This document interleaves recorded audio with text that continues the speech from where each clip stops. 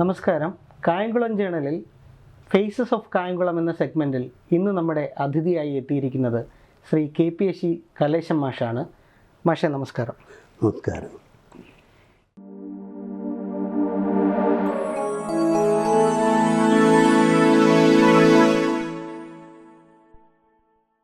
KPSC എന്ന് പറയുമ്പോൾ ഒരുപാട് അതുല്യരായ കലാകാർ വളർന്നു വന്ന ഒരു പ്രസ്ഥാനമാണ്.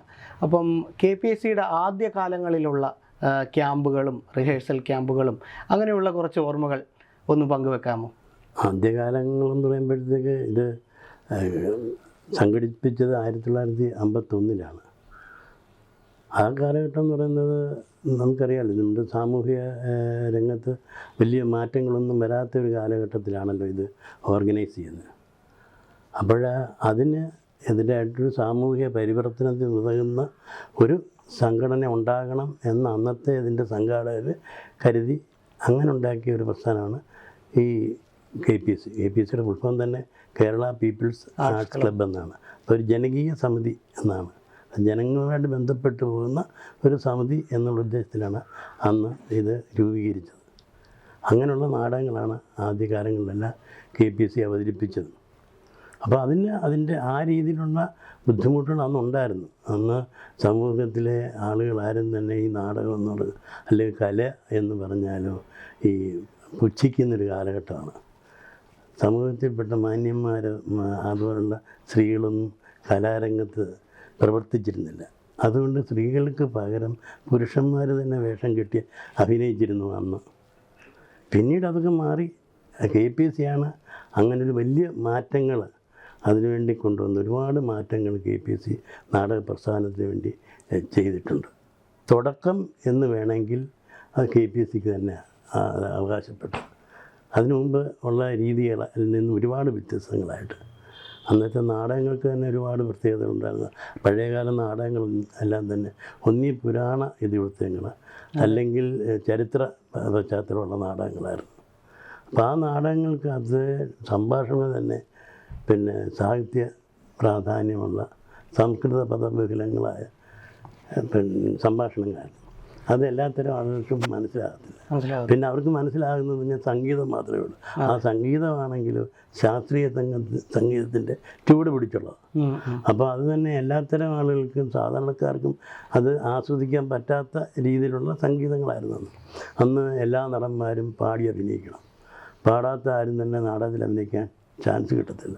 അതും കീർത്തനങ്ങൾ കർണാടക സംഗീതം അഭ്യസിച്ചിട്ടുള്ളവരോ കർണാടക സംഗീതം പാടുന്നവരോ ആയിരിക്കണമെന്ന് അന്ന് നിർബന്ധമുണ്ടായിരുന്നു. അപ്പോൾ ഏത് കഥാപാത്രം വന്നാലും രാജാവ് വന്നാലും ആദ്യം പാടിക്കൊണ്ടായിരുന്നത്, ഭൃത്യം വന്നാലും പാടിക്കൊണ്ടായിരുന്നു. അതുപോലെ തന്നെ സ്ത്രീകൾ തന്നെ തോഴികൾ വന്നാലും പാടണം, നായിക വന്നാലും പാടണം.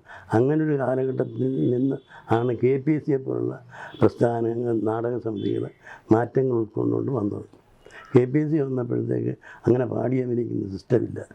അതുതന്നെയല്ല, നാടകം തുടങ്ങുമ്പോൾ നാടകത്തിൻ്റെ ഫ്രണ്ടിൽ തന്നെ ഒരു ഹാർമോണിസ്റ്റിരിക്കുന്നു, അതിൻ്റെ പുറകിൽ മൃദംഗക്കാരിരിക്കുന്നു. അങ്ങനൊരു സിസ്റ്റമല്ല അന്നത്തെ നാടകത്തിൽ. KPSC വന്നപ്പോൾ അവരെ എല്ലാം അകത്തോട്ടങ്ങാക്കി പിന്നണിക്കാരാക്കി മാറ്റി. അല്ല, മുന്നണി നടന്മാരും പിന്നണിയിൽ സംഗീത വിഭാഗമായി മാറി. അപ്പോൾ ആ ഒരു വ്യത്യാസം തന്നെ അത് ഒരു വലിയ മാറ്റം തന്നെയായിരുന്നു. അങ്ങനെ ഒരു മാറ്റമാണ് അതിൽ നിന്നുണ്ടായത്. പിന്നീട് നാടകത്തിൻ്റെ ഇതിവൃത്തം, സാധാരണക്കാരുടെ പ്രശ്നങ്ങൾ, സാധാരണ ജനങ്ങൾക്ക് മനസ്സിലാകുന്ന അവരുടെ പ്രശ്നങ്ങൾക്ക് മുൻതൂക്കം കൊടുത്തുകൊണ്ടുള്ള നാടകങ്ങളായിരുന്നു അന്ന് KPSC അവതരിപ്പിച്ചിരുന്നത്. അതുകൊണ്ട് ജനങ്ങളെല്ലാം അതിനെ അങ്ങേയറ്റം സ്വീകരിച്ചു.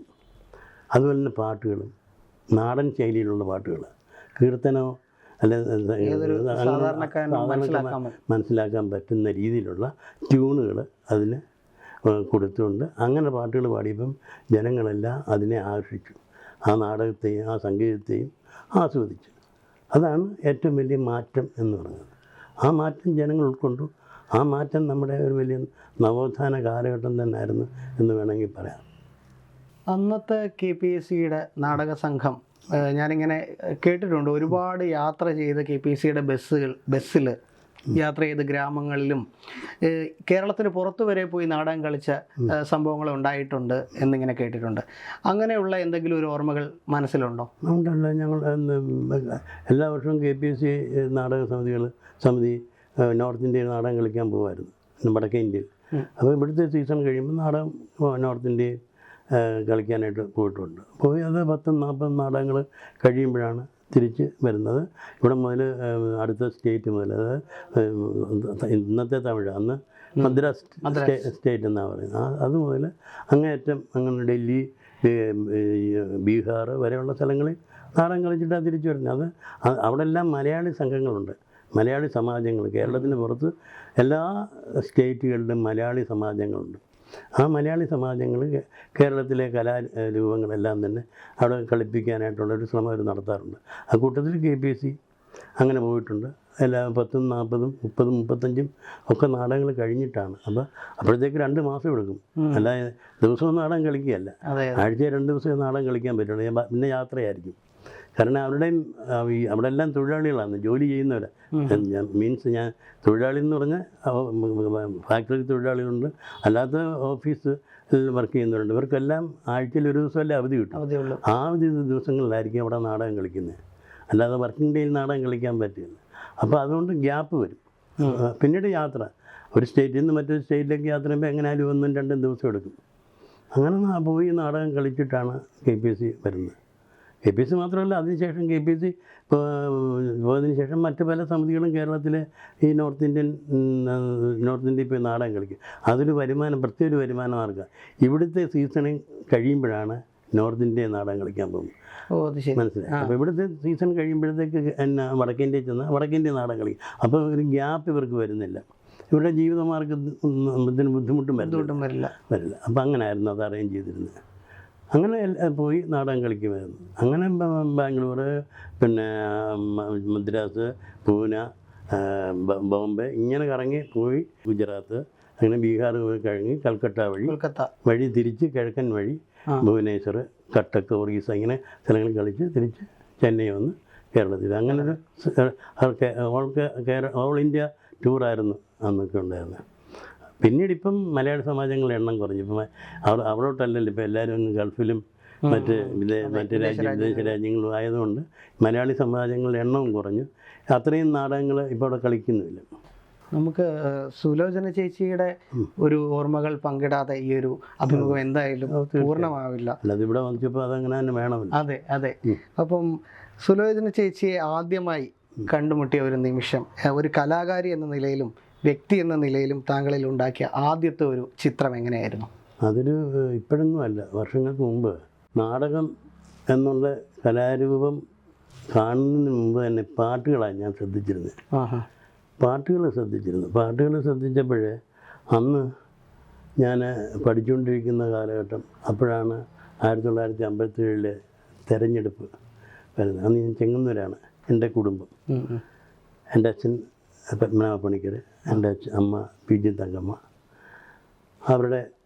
എൻ്റെ വല്യച്ഛൻ മാലിക്കര നാണുക്കുട്ടൻ, അദ്ദേഹത്തിൻ്റെ ഭാര്യയും എൻ്റെ അമ്മയുടെ അനിയത്തിയുമായ പങ്കജവല്ലി, ഇവരുൾപ്പെടുന്ന ഒരു കുടുംബത്തിലാണ് ഞാൻ ജനിച്ചത്. അവിടെ വളർന്ന അപ്പോൾ പിന്നെ തൊട്ടടുത്തൊരു റിലീഫ് പ്രൈമറി സ്കൂളിൽ 5ാം ക്ലാസ് വരെ പഠിച്ചു. അങ്ങനെയാണ് ചെങ്ങന്നൂരായിരുന്നു. അപ്പോൾ അങ്ങനെ ഇരുന്ന് ഈ 1957 ഒരു തെരഞ്ഞെടുപ്പ് വരുന്നു. ആ തെരഞ്ഞെടുപ്പ് വരുമ്പോൾ അന്ന് ആ ചെങ്ങന്നൂർ നിയോജക മണ്ഡലത്തിൽ സ്ഥാനാർത്ഥിയായിട്ട് നിൽക്കുന്നത് ശങ്കരാചരണം തമ്പി എന്ന് പറഞ്ഞ ഒരാളാണ്. അദ്ദേഹം കമ്മ്യൂണിസ്റ്റ് പാർട്ടി പ്രവർത്തകനാണ്. അന്ന് കമ്മ്യൂണിസം എന്താണെന്നൊന്നും ആർക്കും അറിയത്തില്ല. അഥവാ അറിയുന്നവർക്ക് തന്നെ അതിനെ പേടിയായിരുന്നു. കമ്മ്യൂണിസ്റ്റുകാരെന്ന് പറഞ്ഞാൽ മറ്റൊരു മനുഷ്യനെ കൊല്ലുക, തിന്നുക, ഇങ്ങനെയൊക്കെയുള്ളൊരു അന്ധമായ ധാരണ ജനങ്ങളിലുണ്ടായ ഒരു കാലഘട്ടത്തിലാണ് ഈ ഇലക്ഷൻ നടക്കുന്നത്. അപ്പോൾ എനിക്കന്ന് വളരെ കൊച്ചു പ്രായമാണ്. അപ്പോൾ അങ്ങനെ ഈ ഇലക്ഷന് ഈ ശങ്കരാനന്ദ ഞങ്ങളുടെ വീട്ടിൽ വന്നു. അപ്പോൾ എൻ്റെ കുഞ്ഞമ്മയെന്ന് പറഞ്ഞാൽ അന്ന് പ്രസിദ്ധമായ ഒരു സിനിമാ നടിയാണ്, PG പങ്കജവല്ലി എന്ന് പറയും. വല്യച്ഛനും സിനിമാ നടനാണ്, അറിയപ്പെടുന്ന മൃദംഗിസ്റ്റുമാണ്, മാവേലിക്കര നാണുക്കുട്ടൻ. അപ്പോൾ ഇവർ രണ്ടുപേരെയും കണ്ടിട്ട് പറഞ്ഞു, എൻ്റെ ഇലക്ഷൻ പ്രചരണത്തിന് നിങ്ങളൊന്ന് വർക്ക് ചെയ്യണം, എനിക്കിവിടെ ജയിക്കണം, അത് നിങ്ങൾ വന്നാൽ ഞങ്ങൾക്കൊരു പ്രയോജനമാണെന്ന് പറഞ്ഞുകൊണ്ട് ഇവരെ വിളിക്കുകയും ഇവർ ആ തെരഞ്ഞെടുപ്പ് പ്രചരണത്തിൽ പങ്കെടുക്കുകയും ചെയ്തു. അപ്പോൾ അതിനോടനുബന്ധിച്ച് പിന്നെ ഞങ്ങളുടെ നാട്ടിൽ ഒരു പുലിക്കുന്നെന്ന് പറഞ്ഞൊരു സ്ഥലമുണ്ട്. അവിടെ ഈ തെരഞ്ഞെടുപ്പ് പ്രചരണാർത്ഥം ഒരു സമ്മേളനം നടന്നു. തെരഞ്ഞെടുപ്പ് സമ്മേളനം. അപ്പോൾ അതിനോടനുബന്ധിച്ചൊരു നാടകം ഉണ്ടായിരുന്നു. അത് KPSCയുടെ നിങ്ങൾ എന്നെ കമ്മ്യൂണിസ്റ്റാക്കിയാണ്. അപ്പോൾ അത് കാണാൻ അപ്പോഴേ ഈ പാട്ടുകൾ എന്നെ കൂടുതലായി ഞാൻ ഈ റെക്കോർഡൊക്കെ ഇറങ്ങിയിട്ടുണ്ട്. എല്ലാ പാട്ടുകൾ ആ പാട്ടുകൾ ഈ റേഡിയോയിൽ കേൾക്കാൻ പറ്റത്തില്ല. റേഡിയോ ഇല്ല ഈ പാട്ടുകൾ. അപ്പോൾ ഈ പാട്ടുകൾ എവിടെ കേൾക്കാൻ പറ്റും? അങ്ങനെ ഇരുന്നപ്പോഴാണ് ഈ നാടകം കാണാൻ പോയെടുത്ത് നേരിട്ട് പാടുന്നത് കേൾക്കുന്നത്. അപ്പോൾ പാടുന്നതൊന്ന് സുലോചനയൊന്ന് കേട്ടുകൊടുക്കുകയാണ്. അങ്ങനെയാണ് ആദ്യമായിട്ട് ഞങ്ങൾ കാണുന്നത്. അതിന് ശേഷമാണ് ഞങ്ങൾ സുലോചനയായിട്ട് പരിചയപ്പെടുന്നത്. അപ്പം യഥാർത്ഥത്തിൽ ഞങ്ങൾ ബന്ധുക്കളുമായിരുന്നു. സുലോചന ഞാനും എല്ലാം ബന്ധുക്കളാണ്. പക്ഷേ പിന്നീടാണ് അത് അറിയുന്നത്. പിന്നീടാണ് ഞങ്ങൾ കാണുന്നതും പിന്നെ ഒന്നിച്ച് നാടകത്തിൽ വരുന്നതും ഒക്കെ. വേദിക്ക് പുറത്തിപ്പോൾ ഒരുപാട് മലയാളികളുടെ ഇന്നും മനസ്സിൽ നിൽക്കുന്ന ഒരുപാട് പാട്ടുകളുണ്ട്. അമ്പിളിയമ്മാവ പോലത്തെ സുലോചന ചേച്ചി പാടിയ പാട്ടുകൾ. വേദിക്ക് പുറത്തെ ഒരു ഭാര്യ എന്ന നിലയിൽ സുലോചന ചേച്ചിയുടെ ഒരു വ്യക്തി എന്ന നിലയിൽ ചില ഓർമ്മകൾ, എന്തെങ്കിലും പ്രത്യേകമായോ എന്തെങ്കിലും ഒരു ഓർത്തെടുക്കാൻ കഴിയുന്ന എന്തെങ്കിലും ഒരു പാഷനോ സംഗീതം കൂടാതെ? സംഗീതമില്ലാത്തൊരു ജീവിതമില്ല. അതെ. അപ്പം ഓർമ്മകളുണ്ടെങ്കിൽ സംഗീതമായിട്ട് ബന്ധപ്പെട്ട ഓർമ്മകളായിരിക്കും. പിന്നീട് അതിനെപ്പറ്റി പറയുമ്പോഴേ ഒരുപാട് ഇപ്പോൾ അവസാന നിമിഷത്തിൽ 2005 ഏപ്രിൽ 14 വൈകിട്ട് സുലോചനയ്ക്ക് ഒരു സ്വീകരണം ഉണ്ടായിരുന്നു. പിന്നെ എറണാകുളം ഫൈൻ ആർട്സ് ഹോളിൽ. അത് സ്വീകരണം എന്ന് വെച്ചാൽ അവിടെ ഒരു അവാർഡ് കൊടുക്കുന്നു. പിന്നെ ഓൾ കേരള ഫൈൻ ആർട്സ് സൊസൈറ്റിയുടെ ഏറ്റവും നല്ല കലാപ്രവർത്തകയ്ക്കുള്ള അവാർഡ് KPSC സുലോചനയ്ക്കായിരുന്നു. അപ്പോൾ അത് മേടിക്കാൻ ഞാനും എൻ്റെ കൊച്ചുമോള് അച്ചു, അശ്വതി, ഞാനും ഭാര്യ, ഞങ്ങൾ 3 പേരും കൂടാണ് പോകുന്നത്. അവിടെ ചെന്നപ്പോൾ അവിടെ മുഖ്യ അതിഥി VR കൃഷ്ണയ്യർ, നമ്മുടെ പഴയ ജഡ്ജി VR കൃഷ്ണയ്യറും പഴയ മന്ത്രി വരുന്നില്ല. അപ്പോൾ അദ്ദേഹം വളരെ പ്രായമുള്ള ആളാണ്. അപ്പം അന്ന് വളരെ പ്രായമുണ്ട്. അപ്പം എൻ്റെ വൈഫിനും പ്രായത്തിൻ്റെ അല്ലാതെ തന്നെ അസുഖങ്ങൾ കൊണ്ട് വലുതായിട്ട് നടക്കാൻ പറ്റുന്നില്ലായിരുന്നു. അപ്പോൾ ഡയബറ്റിക് ഉണ്ട്, നല്ലപോലെ ഡയബറ്റിക് ഉണ്ട്. അപ്പോൾ അതിൻ്റെ കാരണം പിന്നെ ഒരുപാട് നടക്കാൻ പറ്റുന്നില്ല. ഞങ്ങൾ കാറിൽ അവിടെ ചെന്ന് അപ്പോൾ ഒരു റൂം അറേഞ്ച് ചെയ്ത് തന്നെ ഞങ്ങൾക്ക് വിശ്രമിച്ചിട്ട് ഞങ്ങൾ സ്റ്റേജിലേക്ക് ചെല്ലുക. ഫൈൻ ആർട്സ് ഹോളിലോട്ട് ചെല്ലുമ്പോൾ അവിടെ കാറിൻ്റെ അടുത്ത് VR കൃഷ്ണയ്യർ ഞങ്ങളെ പ്രതീക്ഷിച്ച് നിൽക്കുക. അപ്പം ചെന്നപ്പോൾ തന്നെ അയ്യോ സുലോചന, ഞാൻ മീറ്റിംഗ് കഴിഞ്ഞ് പോകാനായിട്ട് തുടങ്ങിയപ്പോൾ സുലോചന ഉണ്ടെന്നറിഞ്ഞ് സുലോചനെ കണ്ടിട്ട് പോകാം എന്ന് പറഞ്ഞ് അതുകൊണ്ട് ഞാനിത് കാത്തു നിന്നത്. എനിക്ക് ഒത്തിരി നടക്കാൻ വയ്യ, അതുകൊണ്ട് ഞാനിവിടെ തന്നെ ഇരുന്നതാന്ന് പറഞ്ഞു. അപ്പോൾ എൻ്റെ ഭാര്യ പറഞ്ഞു, അങ്ങേക്ക് നടക്കാനല്ലേ ബുദ്ധിമുട്ടുള്ളൂ, എനിക്ക് നിൽക്കാൻ തന്നെ ബുദ്ധിമുട്ടായി. എന്നിട്ടും ഇങ്ങനൊരു പരിപാടി ആണ് അങ്ങ് ഉണ്ടെന്ന് അറിഞ്ഞുകൊണ്ടാണ് ഞാനും വന്ന്. അങ്ങനത്തെ ഒരു വർഷമായിട്ട് കണ്ടിട്ടില്ലല്ലേ. അപ്പോൾ അവിടെ വെച്ച് അദ്ദേഹം ഒരു വലിയ കാര്യം പറഞ്ഞത്, പണ്ട് അദ്ദേഹം മന്ത്രിയായിരുന്ന സമയത്ത് അന്ന് ഇവരെല്ലാം KPSCയിൽ അംഗങ്ങളായിട്ടിരുന്ന സമയത്ത് അദ്ദേഹത്തിൻ്റെ വീട്ടിലൊരു സ്വീകരണം വെച്ചു. അപ്പോൾ KPSCയിലെ മിക്കവാറും പേര് എല്ലാവരും ഉണ്ട്.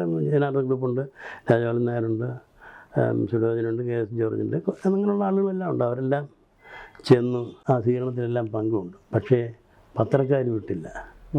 പത്രക്കാർക്ക് എന്തെങ്കിലും ഒരു വാർത്ത കിട്ടുന്നുണ്ട്. അപ്പം കമ്മ്യൂണിസ്റ്റുകാരെ മുഴുവൻ വിളിച്ച് വീട്ടിൽ ഇരുത്തി സ്വീകരണം കൊടുക്കുന്ന ജോലിയാണ് VR കൃഷ്ണയ്യർ എന്ന് പറയുന്നത് അന്ന് വാർത്തയായി. അപ്പം അത് പുള്ളിക്കാരൻ പറഞ്ഞു.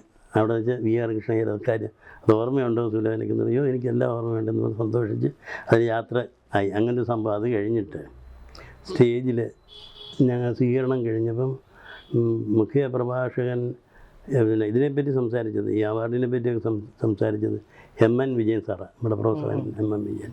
അദ്ദേഹത്തിൻ്റെ പ്രഭാഷണം കഴിഞ്ഞപ്പം ഒരു ഗാനമേള ഉണ്ടായിരുന്നു അവിടെ എറണാകുളത്തുള്ളൊരു നല്ല ടീമിൻ്റെ. അപ്പോൾ അവർ പഴയ പാട്ടുകൾക്ക് മുൻതൂക്കം കൊടുത്തുകൊണ്ട് ഒരു ഗാനം പാടുകയായിരുന്നു. അപ്പോൾ സുലോചന പാടിയ പാട്ടുകളൊക്കെ ഉണ്ട്. അപ്പോൾ അതുവരെ സാധാരണ ഗതിയിൽ ആരെങ്കിലും പറഞ്ഞാൽ എനിക്ക് വയ്യ എന്ന് പറഞ്ഞ് ഒഴിഞ്ഞു മാറും. അന്ന് എന്നോട് പുള്ളിക്കാരത്തി വളരെ രഹസ്യമായിട്ടുണ്ട് പറഞ്ഞ്, എനിക്കൊരു പാട്ട് പാടണമെന്ന് മോഹം തോന്നുന്നു. ഞാൻ പറഞ്ഞ് പിടിച്ച് നിൽക്കാൻ പറ്റുമോ, നിൽക്കാനുള്ള ബുദ്ധിമുട്ടുണ്ടല്ലോ. അപ്പോൾ അത് അങ്ങനെ അവർക്ക് ബുദ്ധിമുട്ടുണ്ടാകരുത്, അല്ലാത്ത രീതിയിൽ നിന്ന് പാടണം എന്ന് പറഞ്ഞു. അപ്പോഴും ഞാൻ ഏത് പാട്ടാണ് പാടുന്നതെന്ന് ചോദിച്ചില്ല, അവരുടെ അടുത്ത് നിന്ന് പറഞ്ഞുമില്ല. സാധാരണ ഓർക്കസ്ട്രയൊക്കെ അവർ ഞാൻ വായിക്കേണ്ട കാര്യമില്ല, അവിടെ ഓർക്കസ്ട്ര ഉണ്ട്, നല്ല ഓർക്കസ്ട്ര. പിന്നെ പാട്ട് പാടുന്നുണ്ടോ, പാട്ടൊന്ന് നോക്കണമെന്ന് പറയാൻ പോലും പറഞ്ഞില്ല. പക്ഷേ 10 മിനിറ്റ് അപ്പോൾ അവർ പാടിക്കൊണ്ട് ഇച്ചിരി കഴിഞ്ഞപ്പോൾ പറഞ്ഞ് ഞാൻ പാടുന്നില്ല എന്നത്. അവർ 1-2 പാട്ട് പാടി പരിപാടി നിർത്തുകയും ചെയ്തു. അപ്പോൾ അതെനിക്കൊരു വലിയ വിഷമമായി. കാരണം പാടാൻ ആഗ്രഹിച്ച് വന്നിട്ട് പാടാൻ പറ്റില്ലല്ലോ, അങ്ങനെ ഒരു വിഷമമുണ്ട്. പക്ഷേ സാധാരണ പറയാത്തൊരു കാര്യമാണ്. ഒരിക്കൽ പോലും നിർബന്ധിക്കത്തില്ല എനിക്ക് പാട്ട് പാടണം, ആരെങ്കിലും നിർബന്ധിച്ചാലേ പാടുള്ളൂ. അല്ലാതെ അപ്പം അത് ഏത് പാട്ടാന്ന് പോലും എനിക്ക് ചോദിക്കാൻ പറ്റില്ല. പുള്ളി ആഗ്രഹിച്ച പാട്ട് ഏതാണ്, അങ്ങനെ ഒരു അനുഭവം. അതിൻ്റെ പിറ്റേ ദിവസം മരിക്കുന്നത്. അവിടുന്ന് അതും കഴിഞ്ഞ് വന്ന് അതിൻ്റെ പിറ്റേൻ്റെ 16-ാം തീയതി രാത്രി നേരം വെളുക്കുമ്പോഴാണ് സുലൈമാൻ അന്ത്യയാത്ര പറയുന്നത്. നാടകകലയുടെ ഒരു സുവർണ കാലമായിരുന്നു അന്നത്തെ കാലം എന്നൊക്കെ. ദേവരാജൻ മാസ്റ്ററും സുലോചന ചേച്ചിയും ഇവരൊക്കെ കൂടി ഇതുപോലുള്ള ഒരുപാട് ലെജൻസിൻ്റെ ഒരു വേദി കൂടിയായിരുന്നു KPSC. അന്നത്തെ കാലത്ത് ഇവരോടൊപ്പം ഒക്കെ ഉള്ള എന്തെങ്കിലും ഓർമ്മകൾ മനസ്സിലുണ്ട്? ഒരുപാട് ഓർമ്മകൾ പറയാനുണ്ട്, എന്തെല്ലാം ഞാൻ ഒരുപാട് എഴുതിയിട്ടുണ്ട്. ദേവരാജൻ മാസ്റ്റർ എന്ന് പറഞ്ഞാൽ നമ്മുടെ ഒരു കുടുംബ ബന്ധു എന്ന് വേണം പറയാനും. ഞങ്ങളുടെ വിവാഹം ഒരു വിവാദമായ കല്യാണമായിരുന്നു. സാധാരണഗതിയിൽ അങ്ങനെ വിവാഹം നടക്കുകയല്ല. പക്ഷേ എന്തോ എനിക്കങ്ങനെ കല്യാണങ്ങൾ കഴിക്കുന്ന പുള്ളിക്കാരത്തിക്ക് താല്പര്യമാണ്, സുലൈമാനിക്കും താല്പര്യമായിട്ട് വന്നു. അപ്പോൾ ഒത്തിരി കലാകാരന്മാർക്ക് എന്നോട് നീരസമുണ്ടായിരുന്നു. പലരും എന്നെ കലാരംഗത്തുനിന്ന് അവോയ്ഡ് ചെയ്യാനായിട്ട് ശ്രമിച്ചു. അവരാരും തന്നെ ഇപ്പോൾ ജീവിച്ചിരിപ്പില്ല, അതുകൊണ്ട് അവരുടെ ഒന്നും പേര് പറയണ്ട, എന്തിനാ. അപ്പം ഞങ്ങളെല്ലാം ഒന്നും സഹകരിച്ചിരുന്നവർ പോലും ഞാൻ പങ്കെടുക്കുന്നതിനകത്ത് അവർക്കൊരു താല്പര്യക്കുറവാണ്. അങ്ങനെ എന്നെ പലപ്പോഴും ഒഴിവാക്കി. അങ്ങനെ ഇരുന്നപ്പോൾ എനിക്കതിനകത്ത് മനസ്താപമുണ്ട്. പിന്നെ വേറൊരു വലിയ ഗുണമെന്ന് പറഞ്ഞാൽ ആ സമയത്ത് എനിക്കൊരു ജോലി ഉണ്ടായിരുന്നു.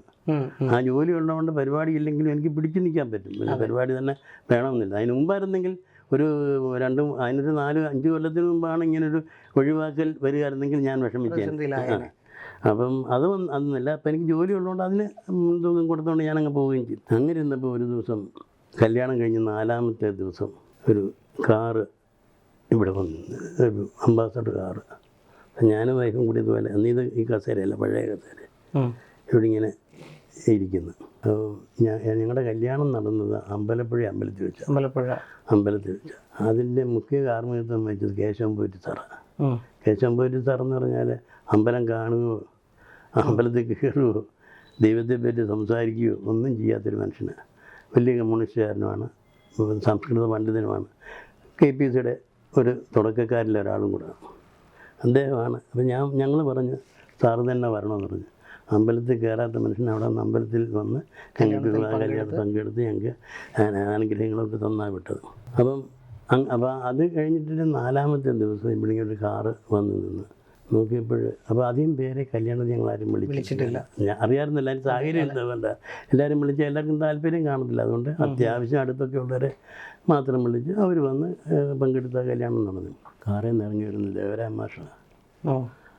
ഇറങ്ങി വന്നപ്പോൾ അദ്ദേഹത്തെ കല്യാണത്തിന് വിളിച്ചില്ല. അദ്ദേഹത്തിന് നല്ല വൈന്യെ വിളിച്ചില്ല, അന്ന് വയലാറില്ല, വൈന്യെ വിളിച്ചില്ല. അങ്ങനെയുള്ള ആരെയും തന്നെ വലിയ ആൾക്കാരെ കുറുബിയേട്ടനെ വിളിച്ചില്ല, രാജഗോപാലൻ സാറേ അവരാരെയൊന്നും വിളിച്ചു. ഇവിടെയൊക്കെ അടുത്തുള്ളവരെ മാത്രമേ വിളിച്ചു. ഇദ്ദേഹം ഇറങ്ങി വരിക വന്ന് പുള്ളിയുടെ ആദ്യം പറഞ്ഞ വാക്ക്, എന്നെ ക്ഷണിച്ചില്ലെങ്കിലും എനിക്ക് വരേണ്ട ഒരു കടപ്പാടുണ്ടല്ലോ, അതുകൊണ്ട് ഞാൻ വന്ന സുലോചനെ എന്ന് വേണ്ടി ഇത് സ്വീകരിക്കണം എന്ന് പറഞ്ഞുകൊണ്ട് ഒരു കൊതി തന്നു. അപ്പോഴത്തെ പുള്ളിക്കാരി വല്ലാതായി, ഞാനും വരാം. നമ്മൾ കല്യാണത്തിന് ക്ഷണിച്ചിട്ട് പോലും വരാത്ത നമ്മുടെ വീട് അന്വേഷിച്ച് വന്ന് അപ്പോൾ പുള്ളിക്കാരൻ പറഞ്ഞു, അത് ഞാൻ എന്നെ വിളിച്ചില്ലെങ്കിലും വരേണ്ട കടപ്പാട് എനിക്കുണ്ട്, അതുകൊണ്ട് ഞാൻ വന്നതാണ്, സ്വീകരിക്കണമെന്ന് പറഞ്ഞു. അങ്ങനെ സ്വീകരിച്ചു. അതിന് വില കൂടിയ പട്ടുസാരിയായിരുന്നു. ഒത്തിരി നേരം സംസാരിച്ചു.